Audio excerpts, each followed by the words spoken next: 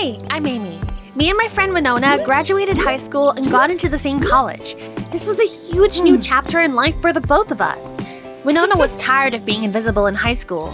In college, she wanted to finally stand out and forget the nightmare that happened at prom. But more on that later. And me? I just couldn't afford to screw this up. My family's dirt poor and none of them had ever made it to college before. My dad's worked as a janitor his whole life. My stepmom, the woman who basically replaced my mom, works at a factory for pennies. And my biological mother? Honestly, I don't even want to talk about her. She hurt me in a way I wouldn't wish on anyone. So yeah, this fancy college was basically my ticket to a normal life. I was gonna make something of myself, for me and my family. Me and Winona thought the worst was already behind us. Like, new chapter, new life. But reality hit hard. It turned out that our dorm room was a complete dump, full of mold, cockroaches, and neighbors that never shut up. And to the college administration, anyone who was admitted on a scholarship was essentially a glitch in the system. Me and Winona couldn't even attend the lectures we actually wanted, only the ones with leftover spots. It was like standing at a giant buffet starving, just waiting for somebody to toss you scraps from the table. And then there were the students paying insane amounts of money for tuition. Attractive, confident, dressed in expensive clothes. They looked down on us like we were nothing. Get out of my way, loser! Pretty soon, we realized we'd ended up in the exact same situation as in high school. Winona was still the shy, invisible girl, too scared to talk to the popular kids, and I was still the girl wearing the cheapest clothes in the room. Maybe we just need to accept that we're losers. No, we need to change things. Look, it says here that the elite student club, the Golden League, is recruiting freshmen. And what's that supposed to do for us? Oh, trust me, this club is legendary. Its members go on to become politicians, bankers, celebrities, people who actually matter. Golden League members get access to a private scholarship fund and instant status on campus. It's basically a fast track to a better life. So, we'd stop being nobodies? Exactly. And for the first time in forever, I saw a spark in her eyes again. We went to the recruitment party. It was held at the Golden League house right on campus. The place was packed. You could instantly tell who belonged where. The club members were older students with smug smiles and predator eyes. And the people dreaming of getting in? Freshmen. Nervous, awkward, and completely out of place. A couple minutes later, Sheldon, the club president, showed up. Behind the perfect looks was a guy completely used to the world revolving around him. This year, we have 2 spots open for the new members. And as tradition demands, every candidate will be expected to help the club, serving at parties, running errands. So basically being unpaid maids? Everyone went completely silent. Sheldon flashed this slick little smile and stepped way too close to me. Yep, but every member of this club went through the same thing. Then we choose the best candidates, and they earn their place in the Golden League. Wow, convenient setup you've got there. Don't you want the perks that come with it? I didn't answer. I just grabbed Winona's hand. We're leaving. Amy, I'm tired of being invisible. Can't we at least try? That's when things got complicated. I really didn't want to stay there, but I didn't want to abandon my friend either. I took a deep breath and nodded. Fine. If only I'd known what we were getting ourselves into. After Sheldon's speech, most of the freshmen left. Oh, come on! This is insane! I'm out! But me, Winona, and a few others stayed. One of them was this funny guy named Milo. Unlike me, he was totally into everything that was happening. This is awesome. It's like a real-life RPG quest. By staying, you've agreed to take part in the selection process and follow the club's rules. So, you'll be wearing these while serving at our parties. Think of it as a metaphor. Right now, you're nobody. But if you become part of the club, you'll take the masks off, finally becoming someone. The whole evening turned into one giant test of my patience. I carried drinks around, snacks, and honestly, I had no clue what criteria they were even using to judge us. When it finally ended, I let out a huge sigh of relief. I'm starting to think there's no actual selection process. They're just using us. Let's stop wasting our time on this. We should get part-time jobs instead. At least we'd make money instead of participating in this circus. Yeah, you're right. The next day, right after me and Winona walked out of class, both our phones started vibrating at once. It was a message from Sheldon. All candidates are expected at the club picnic. I rolled my eyes and texted back that we were done with this whole thing. Barely a minute later, Sheldon replied, I don't think you understand. Yesterday you agreed to participate and now you don't get to decide when you leave the game? Be there or things will get worse. He's seriously coming after us. I hated being told what to do, especially by arrogant guys with a god complex. Let's go.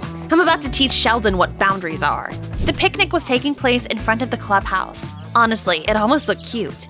Blankets spread out on the grass, food, people laughing, and Sheldon was standing right in the middle of it all, like the host of some weird reality show. We take the selection of new members very seriously, which means we learn everything about our candidates. Absolutely everything. For example, we know you used to steal from your last job, and you, Milo, stole your best friend's girlfriend back in high school, and you, Amy. Let me guess, you found out I come from a poor family. Wow, this is brand new information. Didn't need an investigation for that one, but I haven't uncovered everything interesting about you yet. What I did find out, though, is that your friend completely humiliated herself at prom. I could practically hear Winona's heartbeat speeding up from panic. Oh no, this is bad. Well, if even Sheldon knows about it, then I guess you deserve to hear the whole story too. Prom had started out like something from a fairy tale. Winona was tired of being invisible and decided that, for at least one night, she was gonna shine. She bought the most gorgeous dress imaginable.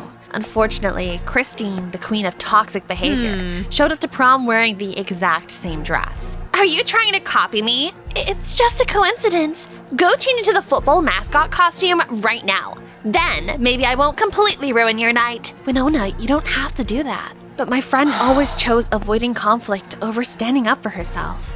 She went into the locker room, and a few minutes later, she came back wearing a giant bee mascot costume. What she didn't know was that Christine's friends had hidden a real bee inside the costume beforehand. Poor Winona started running around the room screaming and flailing her arms. Ah! Something's moving inside this thing! Of course, everyone instantly pulled out their phones and started recording. Then Winona tripped and fell straight into the punch bowl. I helped Winona get back on her feet, but Christine had already snapped a picture of her. Later, she even replaced Winona's photo in the school yearbook with that humiliation. I managed to get that prom video. And now for the fun part. If any of you decide to quit the selection process early, the entire college is gonna hear about all your dirty little secrets. I could tell Winona was seconds away from crying. Hey, forget about it. That was ages ago. You don't get it. I can't go through that again. I'm not as strong as you are, Amy. If people here find out about that humiliation, I'd rather just drop out. Fine. I'm not leaving you alone in this. We'll stay in the selection process. At that point, I didn't even want to join the Golden League anymore. I just wanted this whole thing to end so Sheldon would finally leave us alone. Over the next few days, it felt like he was testing how far he could push me. Sheldon made me bring him coffee and wash his car. By the way, I found out something pretty interesting about you. I acted like I didn't care, but inside I was freaking out. Had he somehow found out about my mom? That same night, I called my parents. Hey there, champ, how you doing? Everything's good. Hey, has anyone been asking about me or anything?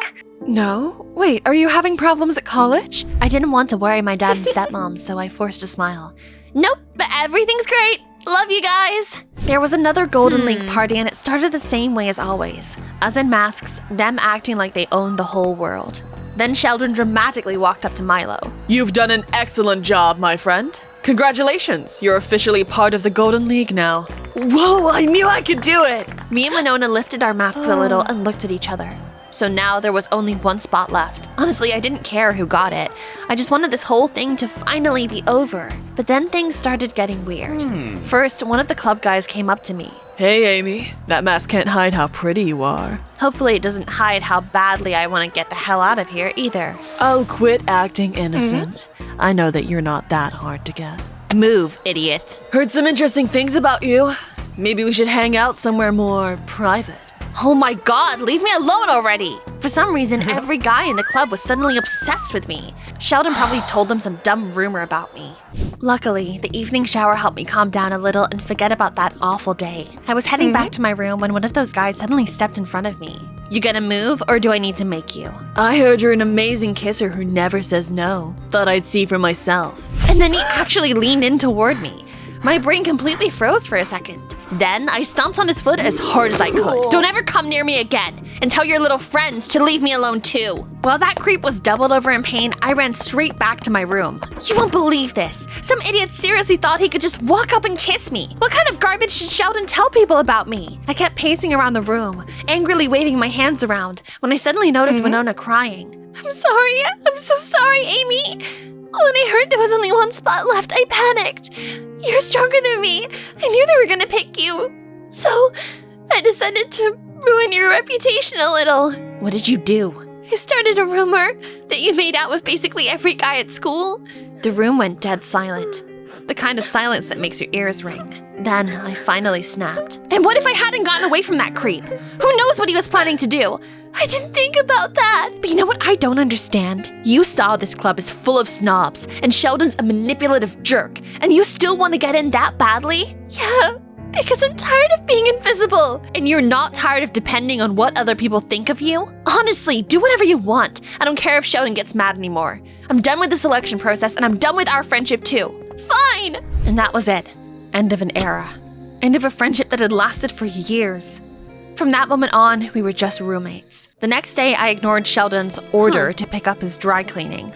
Welcome to the block list. Instead, after classes, I headed to a job interview at a community care center for homeless people dealing with health issues. Why do you want to work here? In the future, I want to become a psychologist and help people going through difficult times. And there are a lot of people like that here.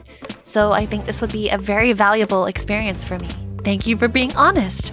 You're a great fit for us, Amy. You can start tomorrow. I walked out feeling like, for the first time in forever, I'd actually done something right. My phone had been on silent the whole time. When I finally checked it, I saw a bunch of missed calls from Winona.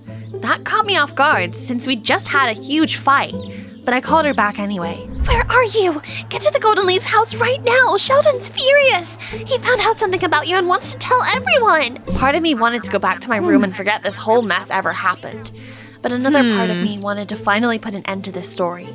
You can't possibly guess which option I picked. The moment I walked into the clubhouse, Sheldon called Winona over and proudly announced that she'd officially been accepted into the Golden League.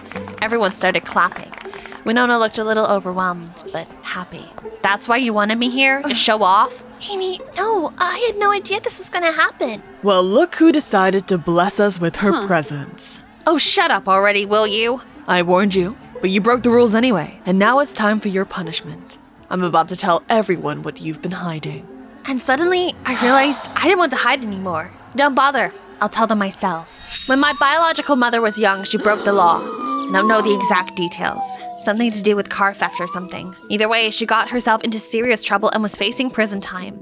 But after she got released on bail before the trial, her lawyer suggested a little trick.